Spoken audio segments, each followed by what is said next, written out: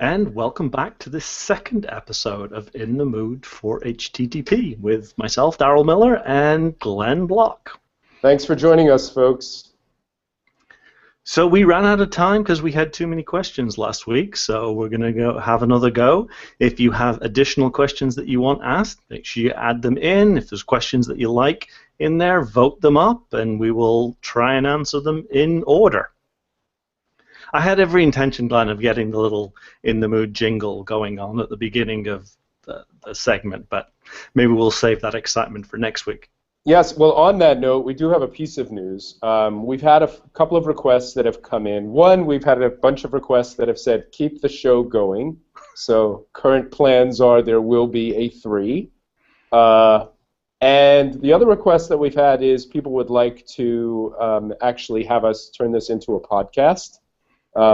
Hal Rottenberg, one of my coworkers, graciously made me realize that calling this a podcast is incorrect because we actually don't have a podcast. And thank you, Hal, for causing a bunch of drama, but that drama resulted in Daryl and I now working to actually get this to be a podcast that people will be able to listen to. Of course, we'll also still have the videos be available. Well, we need to do the live thing because we need questions, right? We need people to ask questions, so we have something to talk about. Absolutely. Good. Very good point, Daryl. Very good point. So moving on. First question. This was a question last week by Steve G. Let me read it. Is it common practice to use media types for supplying different type of data, not just for versioning, when posting using the content type header, e.g., payment could take vnd.company.cc and vnd.company.paypal.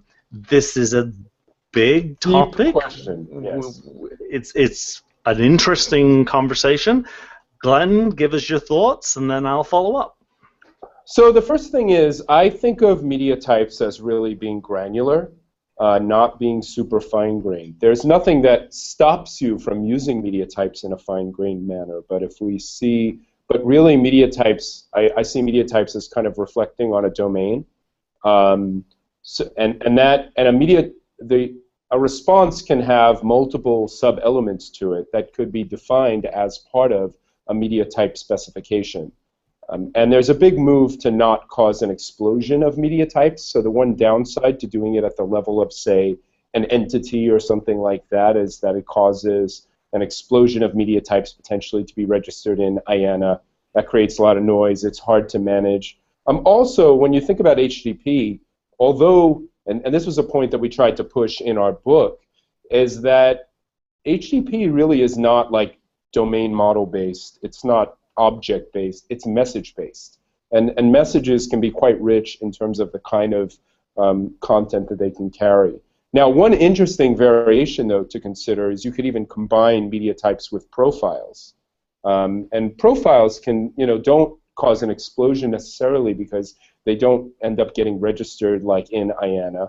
And you could essentially have your own media type and then just have different profiles, or, and I know Daryl may disagree with me on this, or not have a custom media type at all and just use profiles. And then profiles could be at different levels of granularity. But even still, I would encourage people to really think about HTTP from a standpoint of being a message-based protocol, and that those messages can be quite rich in terms of what they have, rather than trying to think about it as just a transport for kind of entity-level details. The other downside of entity-level details in there is that HTTP is all about separation of concerns, and this is a big aspect of REST. Not revealing kind of the inner details of the system so that the clients are actually coupled to implementation details. And that's another worry that I would have as you go down this path. It's really kind of encouraging leaking a lot of the core implementation details, which then clients will get coupled to, which hurts you in the long run because you're then not able to really change the system. Anyway, that is my take on it. Daryl? I'm largely in agreement with you. I mean, I certainly agree that if you try and get too fine-grained and too detailed, like you create you're building some business app and you create an invoice media type and you create a purchase order media type, and you end up with a system with 150 media types. Each one of those you're supposed to be writing some kind of written spec for. It's just way too much to manage. If you take that to the opposite extreme of what's happened in the last few years, as we've implemented the collection plus JSON and the HAL and the Uber and these kind of new media types, they are agnostic of domain and really focus just on, okay, well, how are we going to communicate links? How are we going to communicate embedded resources where full representations actually exist somewhere else, but we want to just see a portion of that component embedded to prevent us having to do the 2 round trips to be able to get that content. So media types kind of fill this continuum. Profiles is a really interesting addition to it insofar as, a profile can be as simple as something, it's just an identifier. The identifier happens to be a URL, and it happens to define some application semantics that you can layer on top of your media type. Whether your media type is a hypermedia type or whether it's just plain old application/JSON, I can live with that. There's pros and cons to every solution, right?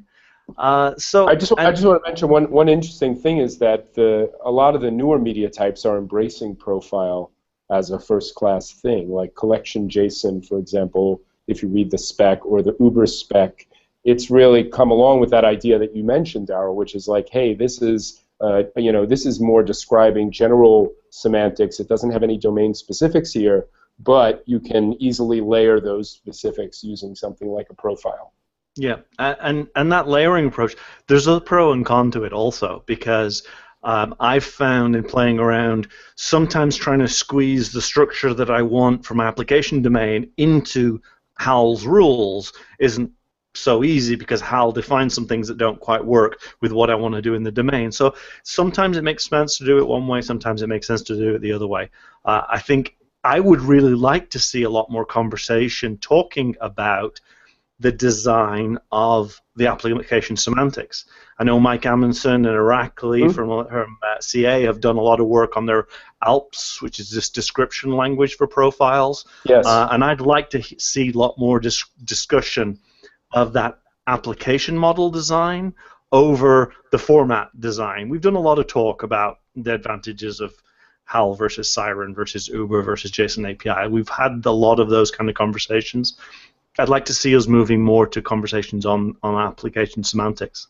And just as a shameless plug here, not my shameless plug for me, but Mike Amundsen has recently worked on a great book called RESTful Web APIs, which covers ALPS to a great degree as well within the book, and talks about modernized APIs, newer APIs that are being built, and how ALPS can really fit in.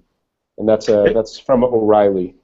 It's the second edition. It's RESTful Web Services, isn't it? Unless they change the name. It is. Yes. It's the him and Leonard Richardson. Yes, Leonard's famous book. For some reason, Leonard's name, even though we were just talking to each other recently at an event, was I couldn't pull it out of my head. But yes, Leonard Richardson wrote kind of the magnum opus RESTful Web Services, which was really about, I think it was about 15 years ago, and it was like this take on, hey, using the web for more than just browsing, but also for APIs. And then RESTful Web APIs has a lot of the learning that has happened since then, since he wrote that book, and since hypermedia and things like that have started to actually take off, and also looking at things like how to describe APIs. And so it's a great book, highly recommended for anybody who's really interested in this kind of media type space. As another shameless plug, if you read our book on evolvable web APIs, we touch on profile and media type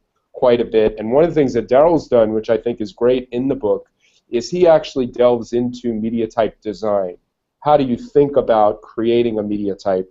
So that is a true shameless plug for us. Yeah, there you go. It's in the book. Okay, I think we've done as much as we can on this topic for this particular. Great question, though. I mean, I think one of the things Darryl and I were talking about is, what makes this show different than other shows that are out there? And this question, I think, is a great indication of that. Like, we really want to keep this wide in terms of the kinds of questions. And, Darryl and I have been very deep into kind of designing APIs and using more kind of newer techniques like hypermedia, things like that. So this is a great place to have those conversations. So thank you for that question. Okay, question number 2 from Mr. Jonathan Shannon. What actually is HTTP caching, and is it caching the payload?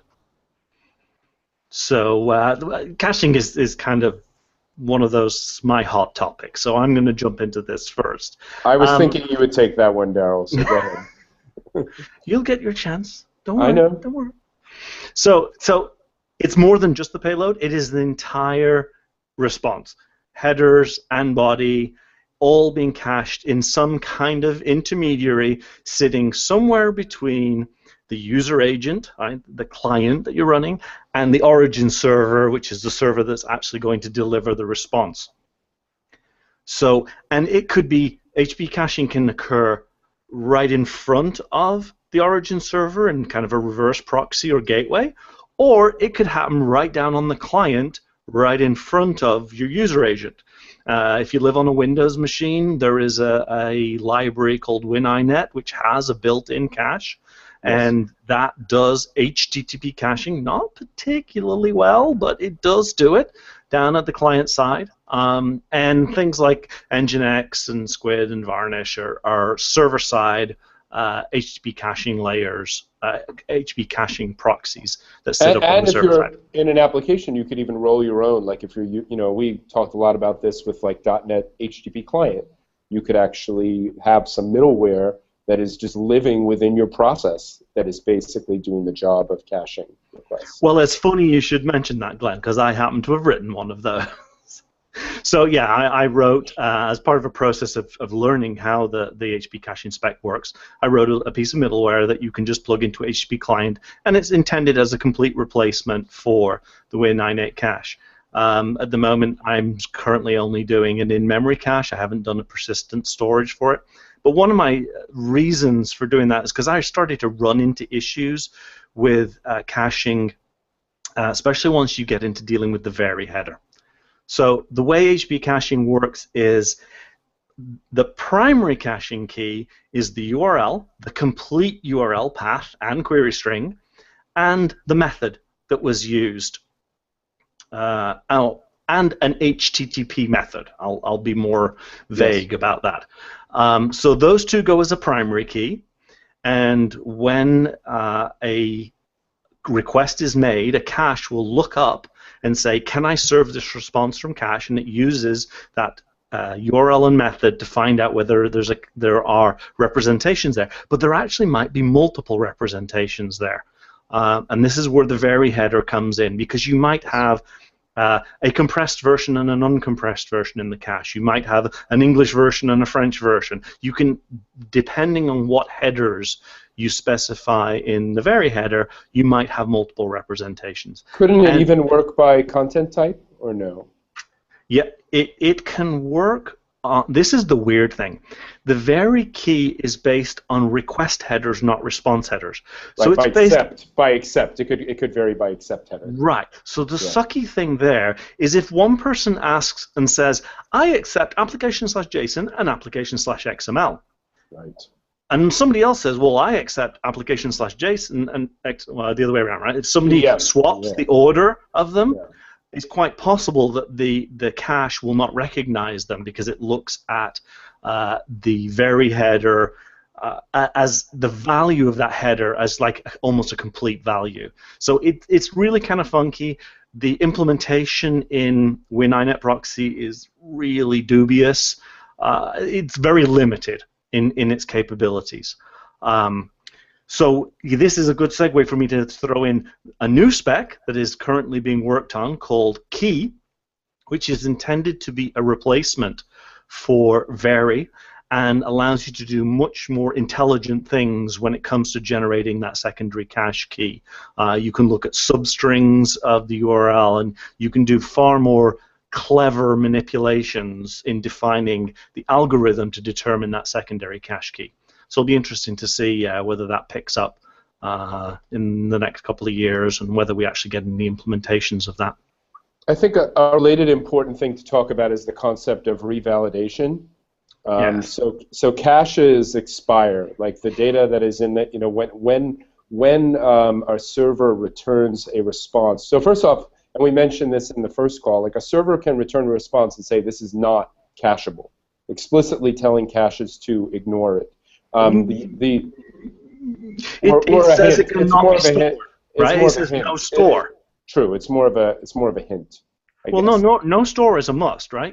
If it says no store, if it's no cache, it can be cached, right? Okay. But it means that you can't serve it from the cache From without the first cache. revalidating, Got it. right? So So this the concept of revalidation is an important one, though, for people to get down when they think about caching, because what revalidation basically means is I go to ask for a cached response, and that cached response is allowed to live stale for a certain period of time, and the server is basically the one who specifies this in the headers that the server returns. And right. so what happens with the server, the cache, if it sees that it is expired, it will actually go and do what's called revalidation, which means it will go upstream. It may not actually even hit the origin server directly, right, Daryl? It's just it may hit another cache along the way. It doesn't know, because Well, one of the principle, like HTTP, the way it's been architected, and like the web infrastructure, is all about this separation of concerns. You don't know exactly which server sent you the immediate response that you just got. You don't know what's behind the server that you got a response back from, or who actually was responsible in the middle.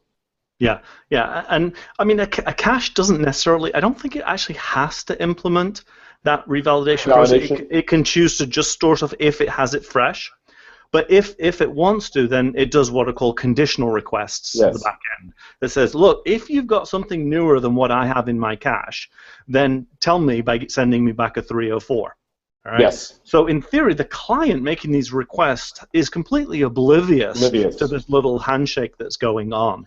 But there is a header. There is a header that was introduced, though. I forget the name of it. That was a way for a server to say this is stale. So if the cache server was trying to revalidate and the revalidation was taking too long, then there is a header that the server can actually return. I found this when I was doing my research. I don't remember what the name of the header is. That actually is able to tell the client and give the client a hint that this particular response that you're receiving is stale. Well, all caches, if you serve a response from a cache, should return an age header. That's okay. So yeah.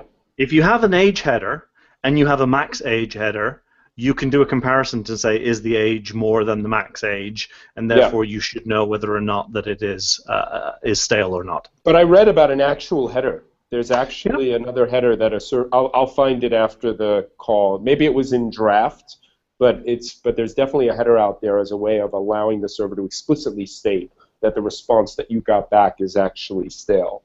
Yeah. The other thing I wanted to mention, which is a much deeper topic, and I won't go deeply into it, is the concept of e-tags. Because you basically can't talk about caches without this concept of e-tag. And what an e-tag is that whenever a server returns a response, it can actually return this thing called an e-tag, which is a header. And that e-tag is a unique identifier for that particular representation at a point in time. So it corresponds to the representation, it corresponds to time. And once a client gets back that e-tag, they can use it in multiple ways. And the primary one that people will use it for is you can do something like a conditional get. So a conditional get, there are headers in HTTP like if match and if none match that a client can use. So it can say, I want to go get this response, but only give it back to me. I want to go get this resource. Only give me this resource back if the cache is invalid, or vice versa. So you have some real capability there that are useful with these e-tags, and these caches actually also understand these e-tags. So, yeah, that's the key thing, right? Is if you have a cache on the client, like with INET Proxy, that understands e-tags and can make conditional requests, the client never has to worry about that. Because think about it, if the client's got to do it, the client's got to store a copy of, okay, this is the e-tag of the last time that I made this request and do all that work. Whereas the cache already has copies of the stuff. So it makes a lot of sense for that to be handled in an intermediate cache down at the client side. Yep, and you can do conditional put as well. which we talked a bit about, an interesting variation on that last week. But the idea of saying, okay, so if I've got some data that's been cached, let's say I made an update to that data that was returned, and now I want to send it back to the server. But in the meanwhile, this is really about concurrency. In the meanwhile, someone else came along and has updated that same resource. So I no longer have, my snapshot that I have is now old. It's not corresponding with what the server has. So by using conditional put, I can use that e-tag that I saved, and I can say to the server, only allow this to go through, essentially, if the e-tags match. If there's a different e-tag, and I do this, I always confuse which header this is. Is this if match? Oh, don't ask me without looking at the spec. That's why I read specs, because I can't remember anything. I think it's if match, but if it's not if match, it's if none match. It's one of the two. But you basically use this header along with the put, you send the e-tag, and then the server has the ability to basically look at that and say, it will basically tell you whether or not that update was able to go through or not. It will return a preconditions failed, is it? 409? 409. Yeah, it'll return a status code. Oh, I don't know whether that's up. Yeah. I think it's precondition failed. But anyway, this mechanism all exists. And just as another shameless plug, in our book, we actually have a section that talks all about caching and how caching works and how proxy servers can sit in the middle. And I mean, this is really one of the most magnificent aspects to me of HTTP. And when I came from the SOAP world and started to learn about HTTP, immediately it was like, wow, caching provides so much value, and all of this is lost, actually, when you go into a post-SOAP-based world. Now, just to quote my former coworker, Henrik Nielsen, said that in actuality, SOAP evolved to allow GET requests, but none of the frameworks and none of the vendors and none of anybody basically in the world bought into it, so essentially there's no benefit there. Yeah, I want to add one tiny little last thing to the whole e-tag discussion. The last modified header is also a validator. That's what e-tags are called. They're called a validator. They're almost the same thing. The only downside with last modified is you don't have exactly the same precision because there's a limited amount of precision on a date time. So e-tags were introduced so that you could be absolutely sure something has changed without having kind of race conditions issues. One thing that really surprised me when I read in the spec is it says that if you return e-tags, you should also return a last modified as well. The assumption, I guess, being downstream clients might not be clever enough to deal with e-tags, so therefore always support last modified too. Because I always thought it's kind of redundant. Why are you sending two validators when you could just, if you support e-tag, send an e-tag. But no, apparently it's recommended that you send both. I've noticed with websites, a lot of websites use last modified. They don't use e-tags. Yeah, well, it's harder to generate an e-tag, right? Here's a good question. Here's a good topic, though. And I know we really went off into this topic deeply, but hey, that's what we want to do with this show. But you can stop us if you think we're going too far. So an interesting thing, you could ask, well, they can tell us, suggestion, move on. So the interesting thing with last modified, though, is you might ask a question of, is there any benefit of using an e-tag over last modified? And the answer is yes. Last modified is a date. So in this world that we live in today, where there's so many high throughput transactions happening, requests happening, etc., it's very likely that multiple requests might actually end up happening at the same time. And the fidelity of last modified, it only goes so far. So the beauty of an e-tag, especially like if you use something like a GUID, that's another good question, like what is a good e-tag? But let's say you use something like a GUID, which is pretty much guaranteed to be unique, then you can be sure that even if it's happening at a really high volume, that you'll be able to ensure the uniqueness. Yes. Okay, let's move on. We won't talk about strong and weak e-tags, but no, that's we will an not. Advanced topic for readers who wish to explore more. Even e-tags is advanced, but we went into the first level. Let's go on to Speedy 2 and HTTP. Speedy, sorry, there is no Speedy 2. Speedy and HTTP 2 from Wolfgang. You want to take a shot on this one, Daryl? Sure, why not? Well, we can just forget about Speedy, right? Because HTTP2 was the replacement for Yes. Speedy. Right? I Yes. mean, the guys who worked on Speedy joined the HTTP working group and contributed the effort. And the Speedy doc was the start for Which the is a HTTP2 which spec. is which is a good thing. Yes, it's an excellent thing because it was something that was proved out in the wild, and then it was evolved so that everybody got to have their input in what was HTTP2. HTTP2 is kind of weird in that it is both really significant and insignificant at the same time, Right. in that it doesn't change any HTTP semantics, right? Yes. HTTP as an application protocol continues to work exactly the same way. Yes. But under the covers, it does change a lot. Heavy optimizations. So first of all, I think the most common thing is header compression, right?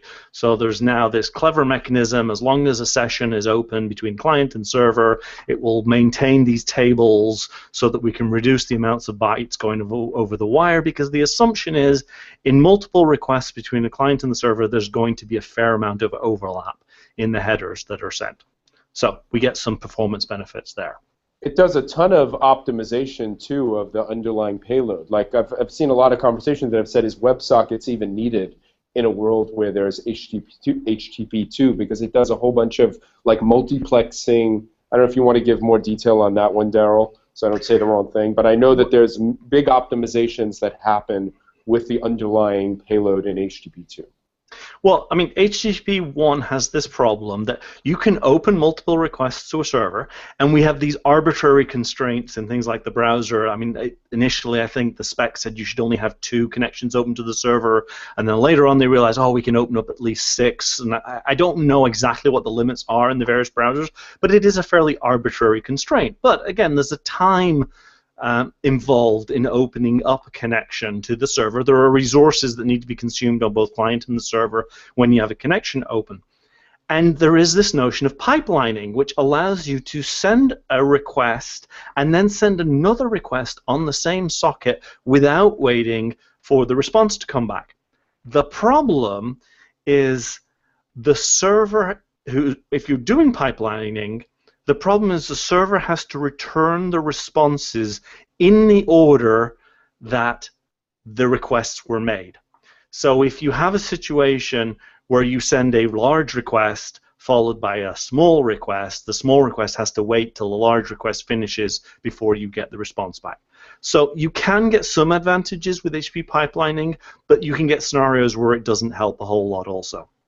HTTP2 completely removes that, and it allows you, I think, you basically, they can chop the request and the response up into frames, and they can intermix them, and then they get reassembled back at the other end, right? So it's an under-the-cover details. The important part is that you can start sending a ton of different requests over a single connection and actually get responses back. So that is really cool when you start talking about application design, because one of the things that people are doing in web applications, let's talk about spriting and let's talk about bundling. The reason why a lot of the people do spriting and bundling is to reduce the number of connections that are used, because we have this limit, this arbitrary limit on the number of connections that we're allowed to use. Now all of a sudden, we can make individual requests to these individual items, and because they're happening in parallel and there's no blocking on responses, we can make independent requests. The nice thing about that is we can start creating resources and giving them lifetimes, caching freshnesses that are more appropriate to how long that thing does actually stay fresh for, instead of arbitrarily bundling things together for performance reasons. You know, think about like a website that has a whole bunch of icons, or even a client app, a mobile app that's calling an API, has got a whole bunch of icons. Well, we bundle it to save multiple requests, but then we change one icon, and we have to update the entire bundle. All right. So by being able to have remove this limit on the number of requests and connections that need to be made, we can go back to having resources that are more naturally associated to their lifetime and start caching them more effectively down on the client side. Anyway, that's. I think an important thing to mention too, and this is part of like the way HTTP was designed, that servers that support HTTP2 will be backward compatible. Must be backward compatible. So yeah. you know, you'll be able to leverage the HTTP2 features if you're an HTTP2 client, but will not be required to play in this world. And the only reason I want to send this is so that we don't send fears of panic on, okay, do I now have to completely re-architect? Yeah. And I think the other point that Daryl made is you know, the fact that it doesn't actually affect the interaction from a, you know, if I'm an agent and I'm talking HTTP, like there's no fundamental change to the protocol on the top level. So everything should just work, and it literally should just get this big performance enhancement, like changing the engine in the car, and the rest of the car still operates. Now, there are new features that allow us to do some really new things also. There is request prioritization, so that you can send a request, and then you can send another request and say, oh, by the way, this new request that I'm sending is higher priority than the other request. Now, this is going to be really interesting to see what the web browser people do with these kind of things when we're downloading all the different assets that go into web pages, and that you can on the fly change the priority of which byte should come down the wire first. It's going to be fascinating. It's also going to be fascinating to see what kind of client API that gets created in HTTP libraries to enable this kind of stuff, right? I mean, if you look at some of the specs and talk about some of the scenarios that are being enabled, it's kind of mind-bending. Yeah, probably a little troublesome too when you think about some of the doors that opens up and the safeguards that will need to be in place to prevent that from being abused. Yeah, I don't pretend to wear a security hat. I leave that to other smarter people. So the one other major feature is push, right? Server push. So the idea is, and I think this probably comes back to your comment about being able to replace WebSockets, and it does kind of address a different scenario though, right? Because server push requires that the client makes a request to something. Yes. And then in the response that comes back, the server can say, oh, well, you're taking that, so chances are you're probably also going to want this. It kind of works a little bit like prefetch does, but it's server initiated. If anybody's familiar with the prefetch rels that are in browsers now, where they are you familiar with server sent events at all? Yes. Do you think there's any similarity there? Well, again, I mean, server-side events are implemented a lot on top of WebSockets, right? Yeah. And the idea there is you keep one connection open, and the advantage of it is by keeping it open at any arbitrary point in time, the server can say, oh, by the way, this happened. It can send a notification initiated by the server. Whereas with server push, you need the client to make that request in order to piggyback a response back on the request that's coming back. I mean, you can hold a request open still the way we were doing long polling in HTTP 1.1. Yeah. But I think server push kind of changes, is addressing a slightly different scenario. I think one of the interesting scenarios it addresses is if anybody's familiar with the HAL media type. The HAL media type has an original kind of JSON blob at the root of the document, and then it has embedded resources. The idea being that you can include resources that you're likely also going to want along with the main body of the response in order to save us having to do multiple round trips. Well, with server push, you can request just that body, and then all of the embeds could be pushed down with server push. So really, that embed construct is no longer necessary because the server can just initiate it and send it down on the fly. Unless, of course, the client is coupled to making assumption of, oh, well, I know this and this and this is going to be embedded, therefore I'm going to take some kind of dependency on it, and then the server changes its mind and decides not to push that document down. Yep. The other interesting thing about server push is if you have a client-side cache, then the server can push it down and the client can cache that response. The application on the client side can be completely ignorant of server push, because it will say, oh, I have a link to this other document, I better go get that, and the cache goes, oh, by the way, it just so There's happens something else the I server have. already sent it down, and it's Yeah. already sitting in the cache. So we can improve the performance of our client applications without touching the code on our client applications if we have an HTTP cache sitting on the client side. Okay, moving on. The next question is about an API gateway, open source or otherwise. I think that Daryl might have a couple of thoughts here, but I thought I'd mention one open source one is StrongLoop. So StrongLoop actually has an API gateway and management gateway.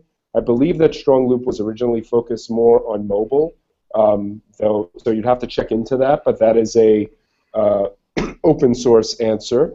I know that Computer Associates also has, which I don't think is open source, they have their own API gateway product. And Daryl, you might have a thought or two on this topic. Well, full disclosure, I'm an API evangelist at Microsoft. One of my roles is evangelizing the API management gateway for Microsoft. So I'm learning all kinds of things about API gateways. There are a wide range of products out there. There's the Azure, there's Amazon have a new offering, Mashary, which has now just been bought by Tibco. There's a whole slew. Yes. Mashape have Kong, which is an open source. Red Hat have one that I discovered the other day called API Management. Mashary's been around a while. There's one on GitHub called API Umbrella. There are a slew of them, okay? Now, the thing is, a lot of there's a few ways of looking at this, right? You still have to host it somewhere, right? So if you're doing AWS API Gateway, you're still going to be paying Amazon for their hosting services of all the traffic that's flowing through it. If you do it with Azure, you're paying Azure hosting costs. So even if it is an open source product, it's likely going to be hosted somewhere, so there are still costs associated to it. A lot of the components that exist in these products are available. I mean, there are caching modules that are available for free. There are key management tools, so you can glue a lot of this stuff together. I think when you're adopting a commercial solution, you're paying for somebody to deal with the headache of putting it all together, hosting it for you, and making it available out of the box so that you can just plug it in and get your API product to market as fast as possible. And you can focus on actually delivering some kind of API that's providing the service and let somebody else take care of the infrastructure issues. So there's I'm not going to sit here and say this management tool is better than another management tool, because I actually don't know, really. I think there's pros and cons to all of them. I think they all try to tackle the same thing, though, which could be a whole different topic. Like, why would you use an API management tool? And I think we shouldn't get deeply into it right now, but maybe just mention, Daryl, a couple of reasons why one might want to use an API management tool. And then let's move on. Yeah. So there's managing the API keys that you want a developer to come up to your who wants to consume your API, that you want to be able to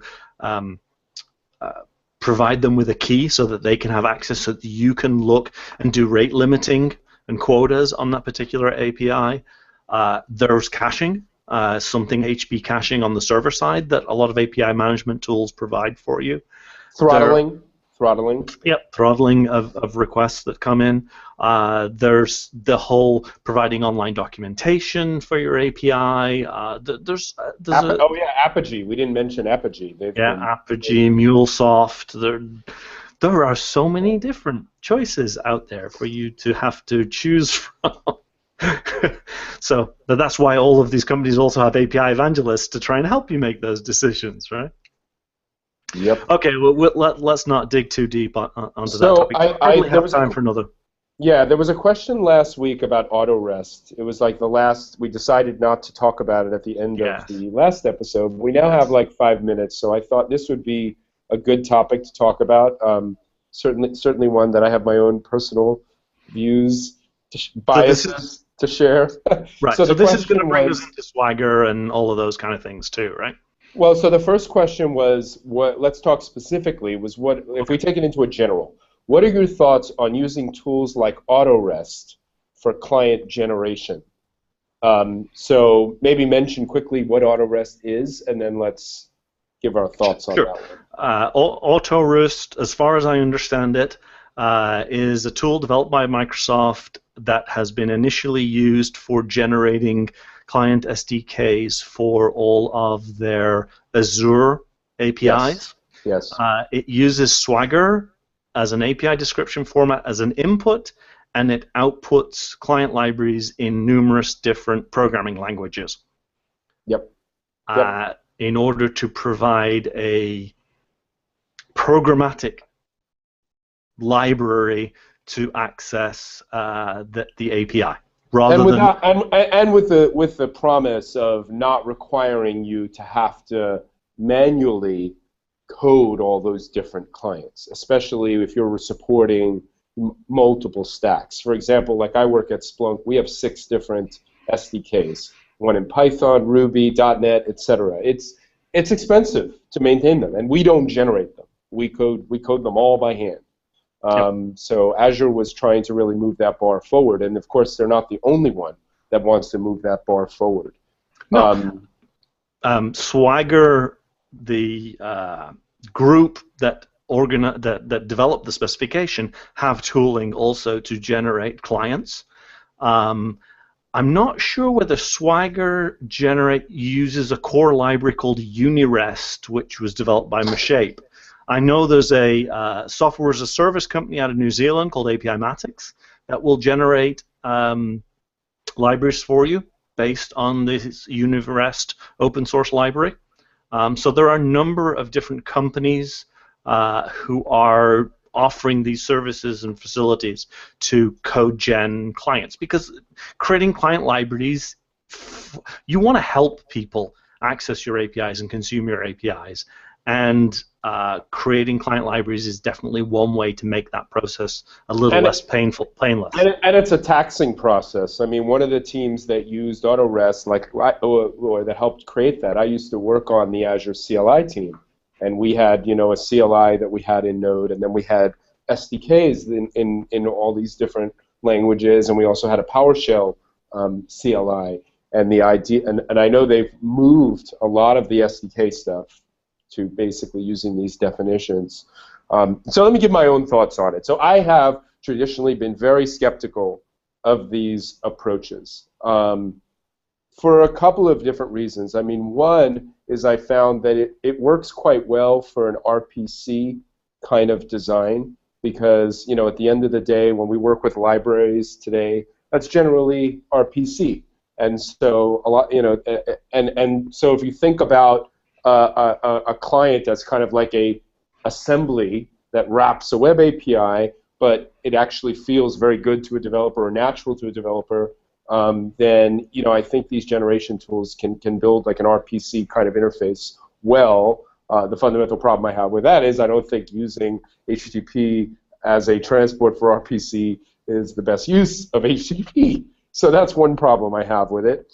But a second problem I have with it is more fundamental about idiomatic experiences with languages. Like the expectations of a Java developer are different than the expectations of a JavaScript developer. Recently I started learning Golang, and Go is also completely different, and then we have .NET. We have a world of languages out there. And my skepticism is that what gets generated from one of these clients actually becomes something that the developer looks at it and feels like this is a natural experience for that particular language with the idioms that they expect. Now, I know I gave this feedback when I was at Microsoft, actually, on the tool in the early phases. It was originally a completely different tool.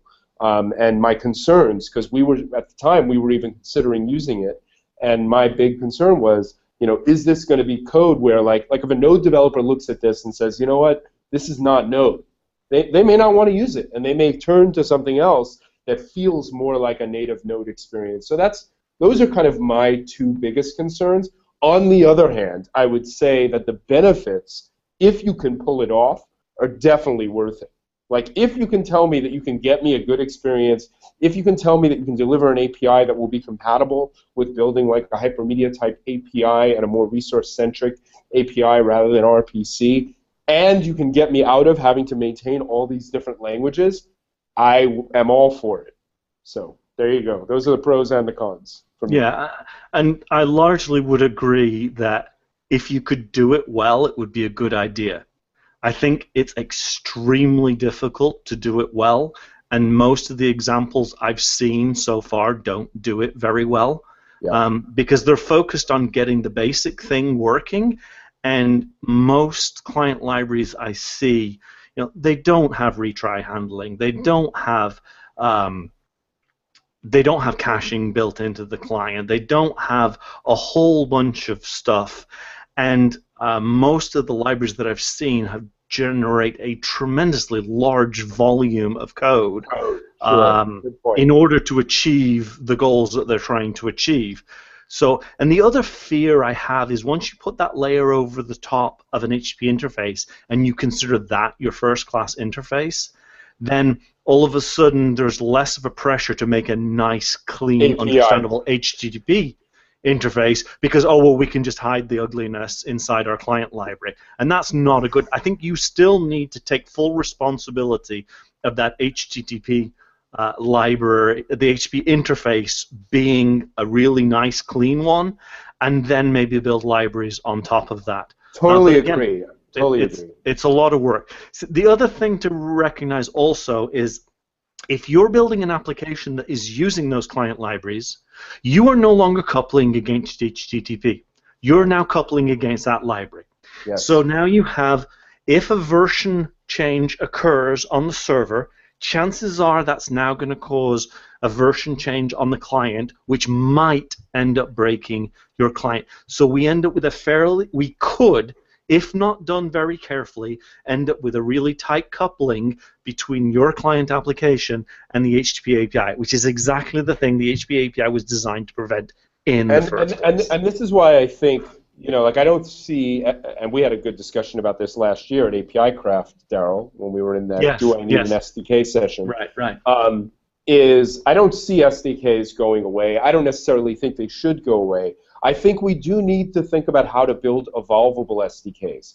How do we build clients such that when the server changes, those clients don't break? And that's my big worry, which I probably should push again, about the RPC type APIs. They often will break right away as soon as even a parameter changes on the server. So I think this is a good topic, and maybe Daryl, maybe you guys at Microsoft can help push on this idea of, what does an evolvable client look like? Another point to make was something that you brought up at that API Craft session, was around having libraries that help you, but they're not like maybe utility libraries that make it easier to use HTTP, but don't necessarily have the CodeGen kind of component built in, but they just make it simpler to do the kind of things that you want to do.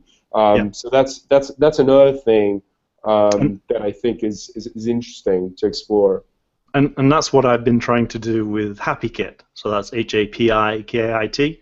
I've taken a lot of the work that I've done on client libraries and merged it into a single library. At the moment, It is only a C# implementation, but I'm trying to build a set of functionality that would help people build SDKs that are more flexible and more evolvable. And I want to give another point. So, and this has hit me, so I drive all of our SDKs at Splunk. We have like 6 SDKs in 6 different languages, plus 2 different logging libraries. And now I work on the server as well, so I kind of get to see the pain that I cause.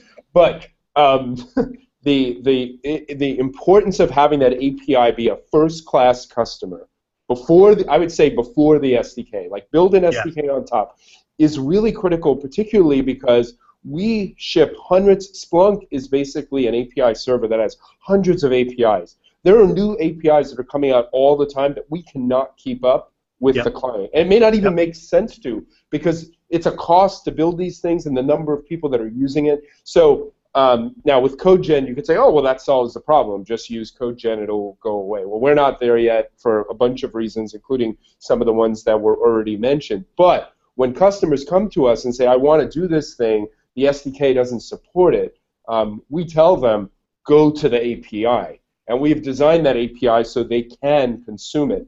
Another important thing that we've done within Splunk, within our SDK, like our C# SDK, is we've added helper methods to just call APIs that are not supported in the box. There's lots of great things that languages have, like dynamic languages, or even if you're in C#, we embraced dynamic. We said, okay, well, you won't have strongly typed objects, which we will ship for the things that we put in the box of the SDK, but we'll give you like a dynamic helper set of functions that you can call. And because of the fact, like in Splunk world, our APIs are all kind of atom-based, so there's a consistent model there for how data is returned. Hey, the value of media types. And so we can build a standard generic library that will let you call pretty much any endpoint that's going to come online in Splunk. And we've taken this generic helper and we've propagated it now for .NET. We have it for JavaScript. I think we're adding it for Python. So we're adding it to all of our languages. So that's just my experience from having to deal with this, working on a team where we produce all these different SDKs that we have to support large numbers of customers with. Yeah, yeah. No, it's one of those hard problems that it's needed, but we're not very good at doing them yet, and there needs to be some work. And CodeGen is one of those, you know, with great power comes great responsibility, and you can make a big mess with CodeGen. And I think the same thing is to be said about the description languages, the Swaggers and the Ramls. And I think we'll have to leave that conversation till next time. But I think we've put it off 2 episodes so far. So I think we're going to have to have the Swagger conversation next time. Let's just start that off. Let's make that the first one that we go with next. Thank you guys for the patience. Good news is you've made sure we're going to have a 3rd episode. I will come with all my delicately phrased sentences for talking about Swagger. Nice. All right. Well, thank you guys for joining us for episode 2. Feel free to send us feedback if there's things, you know, now that we're actually turning into a real thing.